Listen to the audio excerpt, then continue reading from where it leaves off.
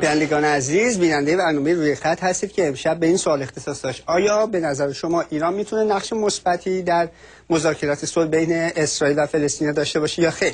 برای جمع‌بندی بحث مهمانی داریم از تل‌آویو اسرائیل، آقای مهیر جاویدانفر، کارشناس و تحلیلگر مسائل خاورمیانه که در این لحظه ارتباطمون باهاش از طریق تلفن برقرار شده. سلام بر شما. سلام جناب آقای سیگارچی. آقای جاویدانفر، بذارید این سوالی که از بیننده‌ها پرسیدین و دیدگاه متفاوتی رو بیان کردن از شما بپرسیم. به نظر شما اصلا ایران میتونه نقش مثبتی در مذاکرات صلح بین اسرائیل و فلسطین داشته باشه یا خیر؟ تحت شرایط کنونی جمهوری اسلامی ایران نمیتونه یک نقشی رو ایفا بکنه در روند صلح بین اسرائیل و فلسطینی ها و او به خاطر این هستش که اولا دولت آقای خامنه ای اسرائیل رو به رسمیت نمیشناسه و دوما حمایت میکنه از گروه هایی مثل حماس که آنها هم اسرائیل رو به رسمیت نمیشناسن. بنابراین غیر ممکن هستش اولا با همچین دولتی مذاکره کردن و دوما دولت ایران حتی اگر میخواست مذاکره بکنه تحت شرایط کنونی با سیاست‌های مخربش کشورهای غربی و اسرائیل حاضر نمیشد که اجازه بده که آنها وارد مذاکرات بشن. ببینید آقای جاویدانفر عزیز، یه بحثی هست. یه زمانی آیت الله خمینی میگفتن که اگر ما با هر کشوری صلح کنیم و ارتباط داشته باشیم، با عربستان سعودی به خاطر اون واقعه حجاج در سال دهه 60 میگفتن که اصلا امکان پذیر نیست. اما بعد دیدیم که ارتباط ایران با عربستان سعودی برقرار شد و الان حداقل 2 دهه است که این ارتباط وجود داره. آیا امکان داره وضعیت سیاسی منطقه خاورمیانه به سمتی بره که جمهوری اسلامی ایران دیگه این تفکری که الان داره در مورد اسرائیل نداشته باشه؟ اگه الان ما گرایش کنونی دولت رو بنگریم و تشکیلات و ساختار سیاسی دولت آقای احمدی نژاد و آقای خامنه ای رو تجزیه بکنیم، می‌بینیم که جهتی که آنها به سوی او می‌روند کاملا دورتر هستش از سازش و باعث وارد شدن به مذاکرات و حتی شناختن اسرائیل به رسمیت.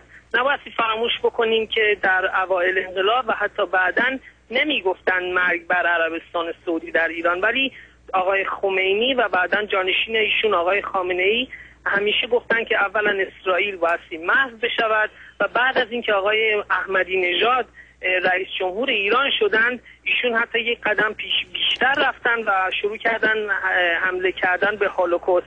پس بنابراین تحت عناصری که میبینیم که الان فعال هستند در دولت جمهوری اسلامی ایران، این پیشبینی که ایران بخواد جهت خودش رو عوض بکنه و به سوی صلح به اسرائیل بیاد خیلی بعید هستش. خیلی ممنون میشم اگه خیلی گذرا به مطالبات دو طرف اشاره کنید، یعنی چه طرف اسرائیلی چه طرف فلسطینی، اصلی ترین مطالبات اونها در این مذاکرات صلح چیه؟ گروه های فلسطینی تقاضاشون این هستش که دولت اسرائیل راجب اراضی اشغالی بعد از جنگ 6 روزه مذاکره بکنه و آنها را به پس بده به اسرائیل و مسئله اورشلیم حل بشه، مسئله شرق اورشلیم، و راجب پناهندگان فلسطینی که از این منطقه یا فرار کردن یا آنهایی که اخراج شدن بالاخره تکلیف آنها مشخص بشه. و از طرف اسرائیلی دولت کنونی اسرائیل میخواد راجب این مناطق صحبت بکنه، ولی بجز اورشلیم شرقی که دولت اسرائیل اون رو پایتخت متحد و ابدی خود میبینه و مناطق شهرک نشین های بزرگ یهودی در نوار باختری رود اردن، و اینکه میخواد دولت کنونی فلسطین کشور اسرائیل رو به عنوان یک کشور یهودی بشناسه.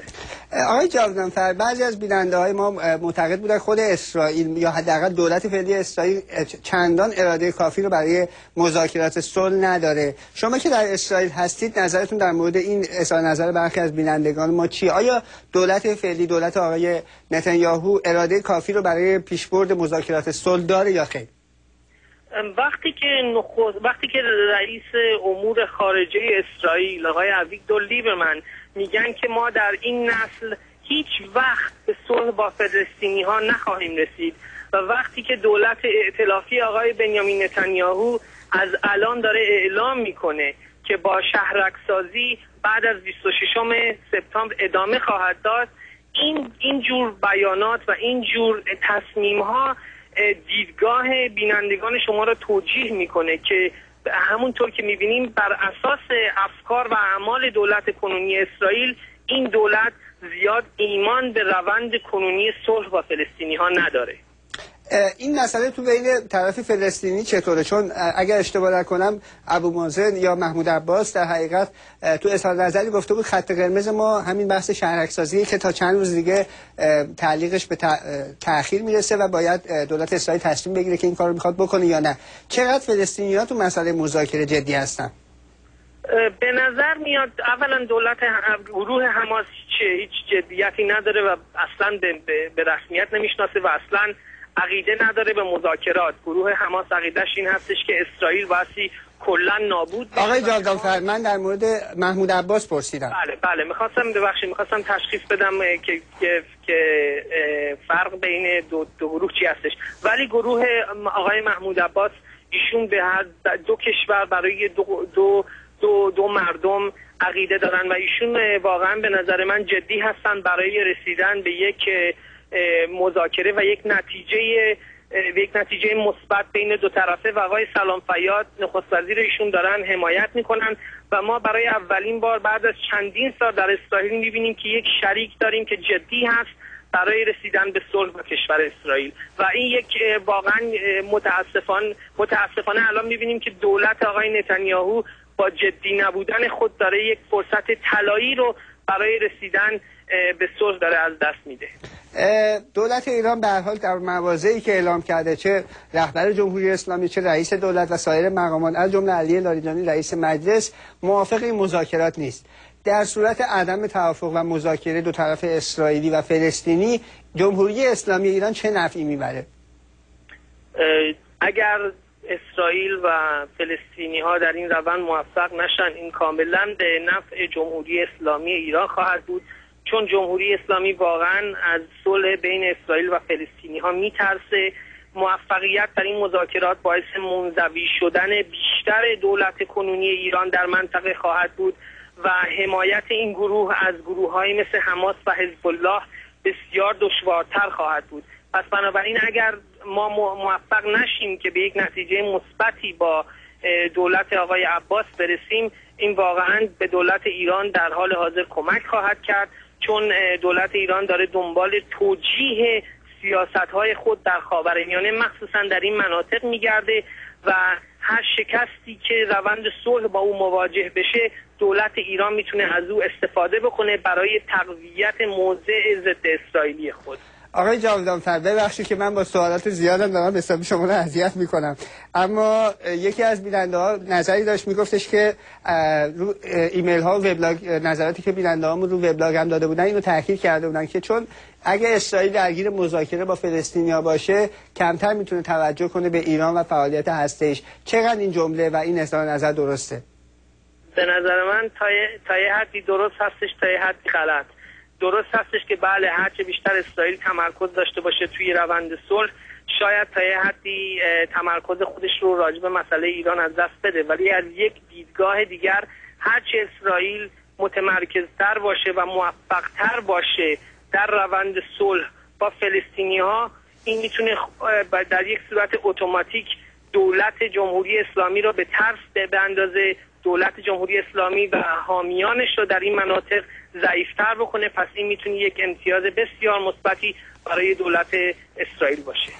تو روزهای اخیر یک آگهی از سوی چهره‌های سرشناس فلسطینی پخش شد که تو بیشتر هدفش مخاطبش شهروندان اسرائیل بود. به نظر شما، اینو من برای اطلاع بینندگانم عرض میکنم که تو این آگهی تبلیغاتی طرفین فلسطینی چهره‌های سرشناسی مثل محمود عباس به مردم در اسرائیل گفتن که ما میخوایم، یعنی آینده رو برای صلح میخوایم، و به نظر شما که در اسرائیل هستید چقدر این رو عموم مردم در اسرائیل تاثیر داره چنین حرکتی از طرف فلسطینی ها؟ البته این یک اقدام بسیار مثبتی هستش از طرف دولت آقای محمود عباس، چون فلسطینی ها در توجیه و توضیح مواضع خودشون در قبال اسرائیل و مخصوصا به مردم اسرائیل بسیار ضعیف بودن و الان میبینیم که با اقدام های اخیر آنها سعی میکنن که این مسئله و این نقطه ضعف خودشون رو تقویت کنن، ولی در اسرائیل تا اونجایی که بنده دیدم البته این مسئله زیاد تأثیر نداشته، چون رسانه های اسرائیلی زیاد راجع به صحبت نکردن و گروه هایی که از او حمایت کردن در اسرائیل، گروه های چپی، همینطور که میبینیم در دولت ائتلافی کنونی اسرائیل بسیار ضعیف هستند و آنها نتونستن که همونطور که باید و شاید حمایت بکنن از این پیام ها و آنها رو پخش بکنن بین مردم اسرائیل. ممنونم از شما مهیر جاودانفر که تحلیلگر مسائل خاورمیانه که از اسرائیل با ما در حقیقت همراه بودن. از شما سپاسگزارم. خیلی متشکرم.